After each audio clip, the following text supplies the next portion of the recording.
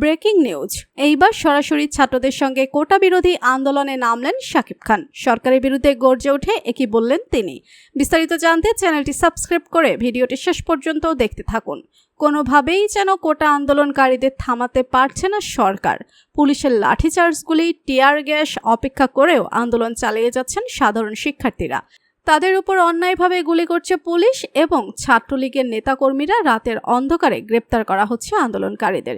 এবার সাধারণ ছাত্রছাত্রীদের পক্ষে হয়ে মাঠে নামবেন সুপারস্টার শাকিব খান। তিনি মিডিয়াকে জানান যে দেশের মানুষ আমাকে তৈরি করেছে, তাদের এই বিপদের সময় আমি ঘরে বসে থাকতে পারি না।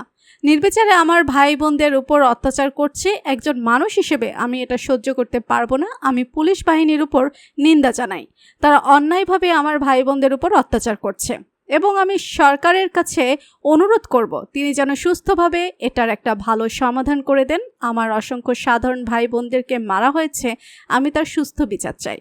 আমি কাউকে ভয় পাই না। সাধারণ ছাত্রছাত্রীরা ইনসাফ না পাওয়া পর্যন্ত আমি তাদের সঙ্গে মাঠে থেকে লড়াই করে যাব, কেউ আমাকে আটকাতে পারবে না। তো বন্ধুরা, শাকিব খানের এরকম মতামত আপনার কাছে কেমন লাগলো? আপনারা কি শাকিব খানের সঙ্গে একমত এবং কারা কারা কোটা আন্দোলনের পক্ষে কমেন্ট করে জানিয়ে দিন আপনাদের মতামত। ভিডিওটি ভালো লাগলে লাইক, কমেন্ট, শেয়ার করুন। আমাদের চ্যানেলে নতুন হয়ে থাকলে চ্যানেলটি সাবস্ক্রাইব করে রাখুন যেন কোটা আন্দোলনের যে কোনো সংবাদ সবার আগে পৌঁছে যায় আপনাদের কাছে। ধন্যবাদ।